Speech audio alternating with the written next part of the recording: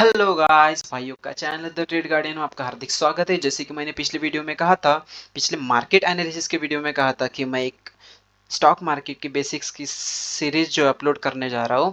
तो उसका सबसे पहला जो ये वीडियो है वो अपलोड करने जा रहा हूँ, जिसमें इंक्लूडेड रहेगा what is the stock market, how does the stock market works, types of market, market participants कौन कौन होते हैं, what is supply and demand, what is the bid and ask, what is indices, how to trade and how it works. ये सारी included चीज़ें आपको इस video में मिलेगी।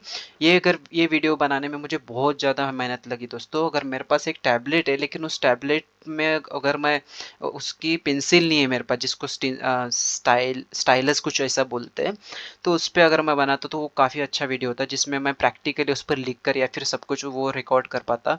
लेकिन इसको बना ये वो स्टाइलस नहीं होने के कारण ये ऐसा पीपीटी में वीडियो बनाना पड़ा। इस वीडियो को बनाने में बहुत ज़्यादा मेहनत लगी दोस्तों। इस वीडियो में अगर कुछ भी अच्छा कंटेंट लगता है या फिर इस वीडियो में आपको कुछ और ज़्यादा इंप्रूवमेंट लगते हो, सिंपली कमेंट सेक्शन में जाकर कमेंट कर सकते हो। लाइक कीजिए, शेयर कीजिए, सब्सक्राइब कीजिए। Let's start this video. पहला जो हमारा टॉपिक है, what is the stock market, इसको हम क्लियर करेंगे। सारे सारे जितने भी टॉपिक्स हैं हम लेमन लैंग्वेज मतलब सिंपल लैंग्वेज में पढ़ने की कोशिश करेंगे। तो स्टॉक मार्केट क्या है? आसान शब्दों में एक जगह होती है जहाँ पर कंपनीज के शेयर्स खरीदे और बेचे जा सकते हैं। जैसे कि कम कीमत में खरीदना और ज़्यादा कीमत में बेचकर प्रॉफिट गेन करना। तो इसमें और भी बहुत कुछ होता है, जैसे कि एग्जांपल थ्रू आपको बताना चाहूँगा कि फॉर एग्जांपल हम सब्जी मंडी जाते तो हमारा एक ही मोटिव होता है कि एक तो सब्जी अच्छी हो और चीप रेट में मिले। तो सेम कंसेप्ट जो है, सेम सिनारी जो है स्टॉक मार्केट में भी लागू होता है। तो जो शेयर की प्राइस है वो एक तो हमको कम भी चाहिए, क्वालिटी शेयर भी होना चाहिए, फंडामेंटल भी उसके अच्छे होने चाहिए, टेक्निकल भी अच्छे होने चाहिए, तब जाकर हम उसमें इन्वेस्ट करेंगे और उससे प्रॉफिट जनरेट कर सकते हैं। तो सारी चीज़ें जो है आने वाली सीरीज में आपको प्रोवाइड की जाएगी, जिसमें आप जीरो से लेकर एडवांस तक सब कुछ सीख सकते हो। तो हमारे जो इंडिया में मेन दो प्राइमरी प्लेटफॉर्म्स है, जिसे हम एनएससी और बीएससी बोलते हैं। एनएससी मतलब नेशनल स्टॉक एक्सचेंज, बीएससी मतलब बॉम्बे स्टॉक एक्सचेंज। तो जो अगर इसके रिलेटेड भी अगर आपको एक वीडियो चाहिए, मतलब इसका इस्टेब्लिशमेंट कब हुआ है, बेंचमार्क्स क्या है, इसके डिफरेंस क्या है इन दोनों में, इसका रैंकिंग क्या है, तो आप सिंपली कमेंट सेक्शन में जाकर कमेंट कर सकते हैं। तो ठीक है, तो चलते हैं अगले टॉपिक पर। उसके बाद how does the stock market works. Companies fund raise करने के लिए खुद के शेयर्स को स्टॉक एक्सचेंज में लिस्ट करती है, और जो भी इन्वेस्टर उन शेयर्स को खरीदता है, इन्वेस्ट करता है, तो उसे उस स्पेसिफिक कंपनीज की ओनरशिप मिलती है। इन द सेंस वो जो इंसान कंपनीज के पर्टिकुलर परसेंटेज का हिस्सेदार बनता है या फिर हिस्सेदार होता है, सिंपल। तो आइए जानते हैं कि किस प्रकार से शेयर मार्केट में किसी भी स्टॉक, जो कोई भी स्टॉक है वो लिस्टेड होता है। इसकी एक प्रोसीजर होती है जिसे हम आईपीओ कहते हैं। उसका फुल फॉर्म है initial public offering. Share issue कर शेयर इशू करके प्राइवेट कंपनी को पब्लिक कंपनी में बदला जाता है थ्रू आईपीओ मतलब initial public offering procedure through. इस प्रोसेस को प्राइमरी मार्केट भी बोला जाता है। आईपीओ के बाद शेयर सेकेंडरी मार्केट में ट्रेड होने लगता है। आसान भाषा में समझे तो स्टॉक्स की लेन देन, बाइंग एंड सेलिंग, चाहे वो फिर इंट्राडे या फिर इन्वेस्टिंग हो, इसे हम सेकेंडरी मार्केट कहते हैं।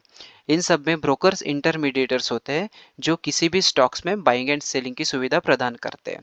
सो मैं बताना चाहूँगा कि इसे हम प्राइमरी मार्केट बोलते हैं। फॉर एग्जांपल, अगर ये शेयर स्टॉक मार्केट में लिस्टेड नहीं है, फिर भी मुझे अगर इसे बाय करना हो, सिंपल लैंग्वेज में, अगर इसे फिर भी अगर मुझे बाय करना, तो मैं क्या करूँगा, सिंपल कंपनी को पैसे दूंगा और शेयर जो है मैं शेयर कंपनी जो है मुझे शेयर प्रोवाइड करेगी। तो इसे आईपीओ बोला जाता है। तो ये प्राइमरी मार्केट में ट्रेड होता है। तो और ट्रेड होने के लिए जो ब्रोकर्स है, इसमें ट्रेडिंग करने के लिए जो ब्रोकर्स है वो इंटरमीडिएटर्स होते हैं। फॉर एग्जांपल, अगर मुझे टाटा मोटर्स के शेयर बाय करना है, कोई सेल करने वाला भी तो चाहिए। तो जो ब्रोकर जो इंटरमीडिएट्स की भूमिका निभाते हैं, सेल करने वाला क्या करेगा, ब्रोकर्स को शेयर पहले बेचेगा और ब्रोकर क्या करेगा, वो शेयर मुझे देगा क्योंकि मुझे खरीदना है, और मैंने जो पैसे दिए वो सेलर्स जो है जिसने सेल किया हुआ है, तो उसका जो प्रॉफिट या फिर जो लॉस हो तो उसको वो दे देगा।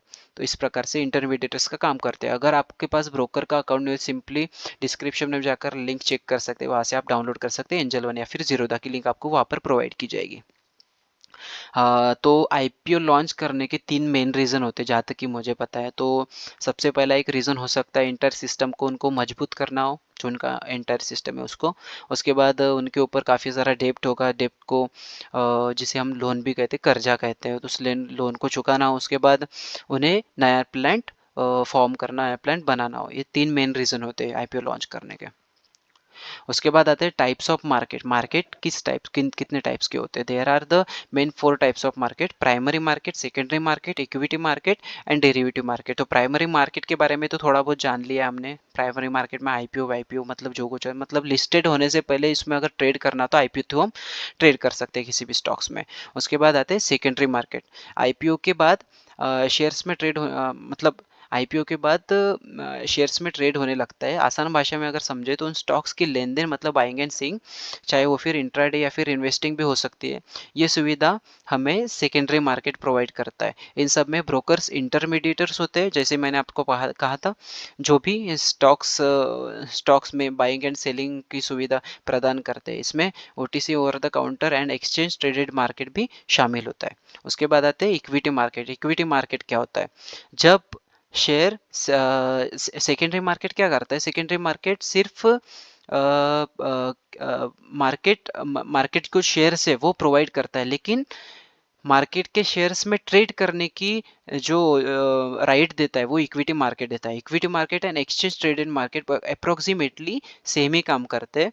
या स्टॉक्स को पब्लिकली इशू किया जाता है। सेकेंडरी मार्केट ट्रेड करने की सुविधा प्रोवाइड करता है, लेकिन इक्विटी मार्केट वास्तविक रूप में ट्रेड इक्विटी मार्केट में वास्तविक रूप में हम ट्रेड कर सकते हैं। ठीक है, यहाँ तक क्लियर है। उसके बाद हम आगे एंड लास्ट हमारा जो इस टाइप्स ऑफ मार्केट का टॉपिक है, डेरिवेटिव मार्केट पढ़ते हैं। डेरिवेटिव मार्केट में जो कि मतलब सबका फेवरेट टॉपिक होता है, जिसमें इंडाइसेस, फ्यूचर ऑप्शन, ये सारी चीज़ें आते हैं।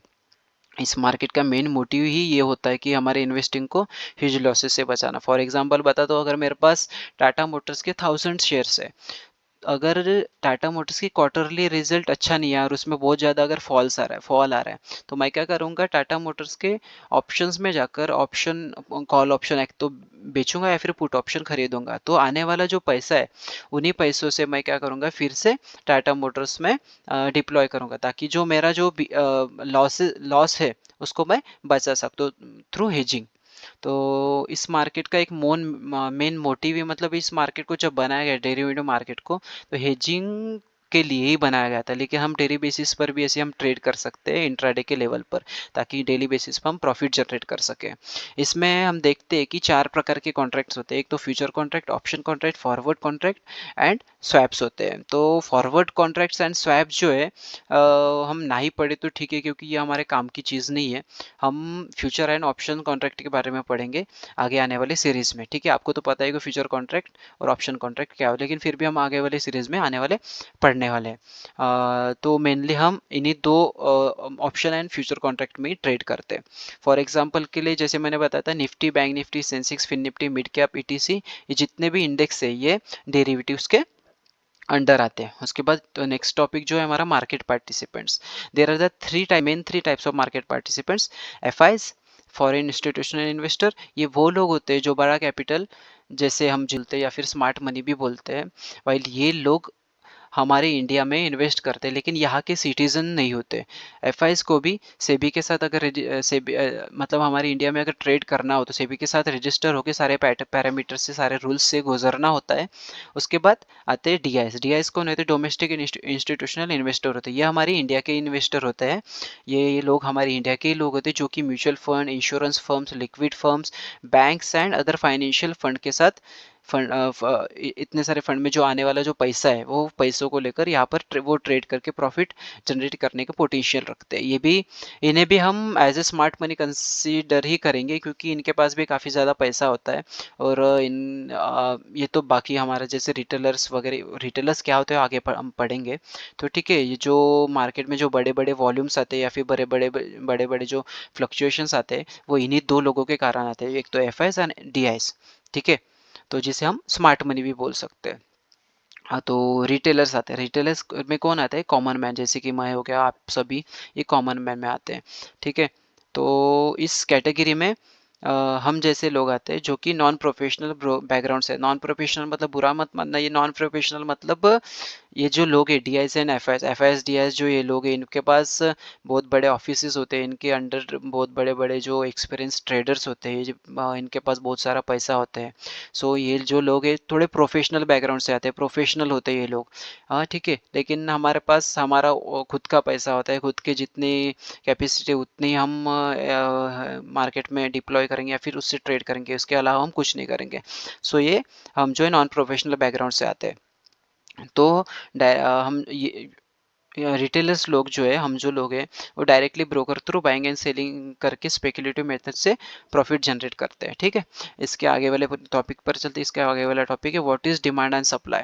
तो किसी भी स्टॉक या स्क्रिप्ट की कीमत मेनली स्टॉक्स के डिमांड एंड सप्लाई पर डिपेंड करती है। इसे हम लेमन लैंग्वेज में अगर समझे तो जब भी किसी स्टॉक में ज़्यादा बाइंग होती है, इसका मतलब स्टॉक में डिमांड बढ़ती है और प्राइस बढ़ता है। तो ठीक है, रेजिस्टेंस और सपोर्ट एंड रेजिस्टेंस मैं आगे बढ़ाऊंगा। ठीक है, सपोर्ट एंड रेजिस्टेंस को भी ये जो है सेम कंसेप्ट लागू होता है। उसके बाद आते हैं सप्लाई पर। सप्लाई क्या होता है? जब भी किसी स्टॉक्स में ज़्यादा सेलिंग होती है या लोग उस स्टॉक को बेचना चाहते हैं, इसका मतलब स्टॉक में सप्लाई बढ़ रही है और उसकी प्राइस और उस शेयर की, उस स्टॉक की प्राइस गिरती जाती है, तो उसे हम सप्लाई कहते हैं। इसी को हम टेक्निकल लैंग्वेज में सपोर्ट एंड रेजिस्टेंस कहते हैं। अगर सपोर्ट स्ट्रांग है तो मैं ये कह सकता हूँ कि मेरे डिमांड ज़्यादा बढ़ रही है। ठीक है, मेरे अगर रेजिस्टेंस अगर स्ट्रांग है तो मैं कह सकता हूँ कि सप्लाई ज़्यादा स्ट्रांग है, सप्लाई ज़्यादा बढ़ रही है। तो डिमांड एंड सप्लाई को अगर हम बीड एंड आस्क से रिलेट अगर करना चाहे तो बिड वो हाईएस्ट प्राइस होती है जहां पर बायर किसी स्टॉक या स्क्रिप्ट को खरीदने के लिए रेडी हो। ऑन अदर हैंड आस्क वो लोएस्ट प्राइस होती है जहां पर ओनर या फिर सेलर किसी स्टॉक या स्क्रिप्ट को बेचने के लिए रेडी हो। तो मैं बताना चाहूँगा एक एग्जांपल थ्रू। टाटा मोटर्स का सपोज करो, बीड प्राइस जो है 922 एंड आस्क प्राइस जो मतलब सेलिंग प्राइस जो सेलर्स सेल करने के लिए तैयार हो जिस प्राइस पर, वो प्राइस है 922.70। तो ये बीच वाला जो डिफरेंस है 0.70 पैसा, तो ये जो इसी डिफरेंस को हम स्प्रेड कहते हैं। ठीक है, इसके आगे हम पढ़ते हैं what is indices and how to trade.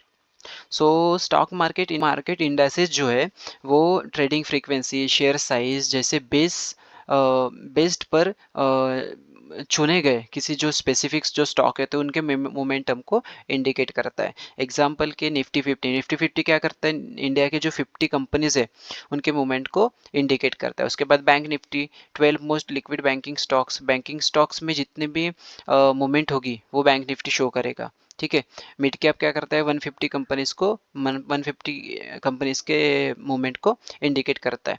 तो उसके बाद फॉरेक्स में किस प्रकार के इंडाइसेस होते हैं? तो S&P 500, Dow Jones 30, Nasdaq plus exchange plus Dow Jones S&P 500, ये सारे जो है नैस्डैक में इंक्लूडेड है। तो ये जो इंडेक्स है, इंडेक्स में भी ट्रेड किया जाता है। How it works?